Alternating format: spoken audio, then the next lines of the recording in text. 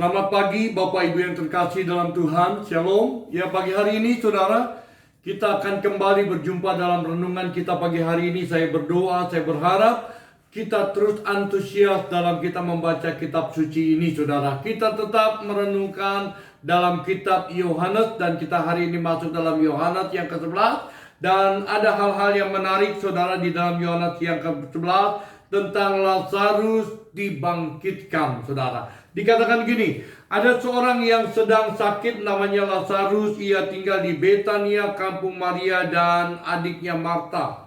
Maria ialah perempuan yang pernah meminyaki kaki Tuhan Yesus dengan minyak mur dan menyekanya dengan rambutnya. Dan Lazarus yang sakit itu adalah saudaranya. Kedua perempuan itu mengirim kabar kepada Yesus, "Tuhan, dia yang engkau kasihi sakit." Ketika Yesus mendengar kabar itu, ia berkata, "Penyakitnya tidak akan membawa kematian, tetapi akan menyatakan kemuliaan Allah. Sebab oleh penyakit itu, anak Allah dimuliakan." Yesus memang mengasihi Marta dan kakaknya dan Lazarus. Namun setelah mendengarnya bahwa Lazarus sakit, ia sengaja tinggal 2 hari lagi di tempat di mana ia berada. Ketika sesudah itu ia berkata kepada murid-muridnya, "Mari kita kembali lagi ke Yudea." Kita loncat saudara. Ayat yang ke-14 dikatakan gini, "Karena itu Yesus berkata dengan terus terang, Lazarus sudah mati. Ya, tetapi syukurlah aku tidak hadir pada waktu itu, sebab demikian lebih baik bagimu supaya kamu dapat belajar percaya. Marilah kita pergi sekarang kepadanya." Kita loncat lagi saudara, ya kita baca di ayat-ayat yang terakhir saudara. Ya, di ayat yang ke-42 berkata gini, "Aku tahu bahwa engkau selalu mendengarkan aku, tetapi oleh karena orang banyak yang berdiri di sini mengelilingi aku mengatakan supaya mereka percaya bahwa engkaulah yang telah engkaulah yang telah mengutus aku." Dan sesudah itu berkata demikian, berserulah ia dengan suara keras, "Lazarus, mari keluarlah." Orang yang telah mati itu datang keluar, kaki dan tangannya masih terikat dengan kain kapan dan mukanya tertutup dengan kain peluh.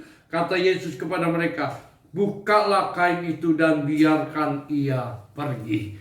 Nah Bapak Ibu yang terkasih dalam Tuhan, ya ayat ini mengisahkan tentang bagaimana Allah membangkitkan Lazarus yang sudah 4 hari meninggal saudara. Ya kan? Ini sesuatu yang impossible ya. Orang yang sudah meninggal saudara dibangkitkan kembali ya. Kalau seandainya baru sehari itu sering kita dengar saudara. Tetapi kalau 4 hari saudara ya, secara tubuh fisik saudara itu sudah ada virus-virusnya, ada bakteri-bakterinya yang biasanya akan membuat tubuh itu sudah tidak normal lagi saudara. Tetapi itulah Tuhan kita. Sesuatu yang impossible, sesuatu yang gak masuk akal, justru dia bisa lakukan. Kenapa? Karena dia adalah Tuhan. Nah, kisah ini menarik saudara. Ketika orang-orang datang menghampiri dia, ada pesan yang disampaikan oleh Maria Marta bahwa orang yang dikasihi oleh Yesus yaitu Lazarus saudara itu meninggal.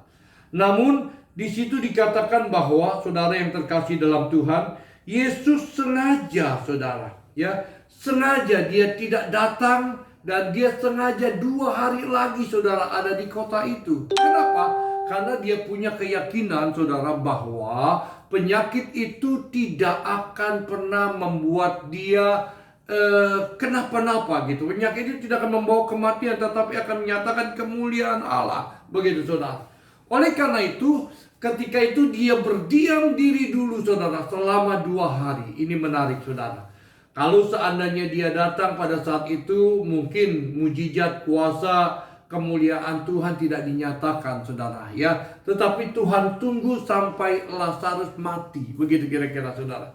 Tuhan tunggu sampai Lazarus habis putus napas begitu saudara.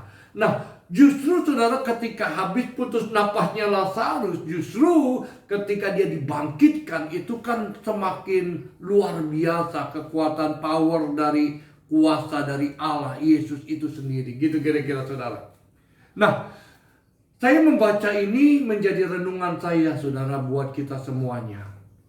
Kadangkala Tuhan izinkan masalah terjadi dalam hidup kita, ya. Tuhan sengaja, saudara, ya, tidak menjawab doamu.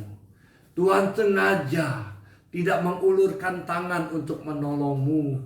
Tuhan sengaja membuat seolah-olah tanda petik masalahmu bukannya semakin baik, tetapi semakin buruk dan keadaannya tidak akan pernah mungkin bisa tertolong lagi, saudara. Ada kabar baik yang ingin saya katakan, saudara. Saya katakan ini dalam nama Tuhan Yesus bahwa Allah yang engkau sembah dan saya sembah tidak pernah berubah kuasanya dulu, sekarang, sampai selama-lamanya. Dia sanggup melakukan segala sesuatu yang tidak mungkin menjadi mungkin. Segala masalah yang Tuhan izinkan terjadi dalam hidupmu dan hidupku, saudara, ada saatnya Tuhan sengaja, saudara, supaya manifestasi kuasa Allah semakin dahsyat dan semakin kita rasa semakin luar biasa, begitu, saudara. Karena itu pesan saya, kalau engkau hari ini seperti Marta, engkau seperti Maria, ditinggal oleh sesuatu yang dia kasihi, dan ketika dia berdoa memohon kepada Tuhan, dan Tuhan sengaja seolah-olah Tuhan tidak mau menolong dia. Tetapi di balik semuanya itu Tuhan punya rencana yang luar biasa. Nah, respon yang kita lakukan, yang Maria lakukan pada saat itu, saudara, dia tetap menantikan Tuhan. Dahsyat, saudara. Walaupun pada saat itu semuanya sudah dikuburkan, tetapi dia tetap duduk di rumahnya menantikan kedatangan Tuhan. Respon ini penting, Bapak Ibu yang terkasih dalam Tuhan. Kalau hari ini keadaanmu terpuruk dan kau berdoa tidak semakin baik tetapi semakin buruk, maka respon yang terpenting ini, saudara, duduk diam dan terus nantikanlah Tuhan. Alkitab katakan nantikanlah Tuhan. Dia katakan ketika engkau menantikan Tuhan dengan respon yang positif, saudara, Tuhan bisa lakukan sesuatu yang tidak mungkin menjadi mungkin. Yang kedua, saudara, dia tidak menyimpan kebencian, akar pahit kepada Yesus. Jadi ketika Yesus datang menghampiri dia, dia langsung datang berlari, saudara, dan sujud menyembah. Ini mengindikasikan, saudara yang terkasih, bahwa Maria, Marta, saudara, tidak menyimpan satu dendam, satu kebencian, saudara, kepada Tuhan. Dia tahu sekali bahwa pertolongan yang hanya turun itu, saudara, pertolongan hanya bisa turun, saudara, ketika belas kasihan Tuhan nyata turun dalam kehidupan dia. Oleh karena itu respon yang kedua, dia tidak menyimpan amarah, dia tidak menyimpan kebencian, tetapi ketika Yesus datang dia menghampirinya dan dia sujud menyembah dia, saudara, dan dia berkata begini, saudara. Dikatakan begini, saudara, dia katakan begini. Ya kan? 32. Setibanya Maria di tempat Yesus berada dan melihat dia, tersungkurlah ia di depan kakinya dan berkata kepada Tuhan, sekiranya engkau ada di sini, saudaraku pasti tidak akan mati, saudara. Tetapi respon ini penting, saudara, untuk kita miliki ketika Tuhan izinkan sesuatu yang tidak baik terjadi dalam hidup kita.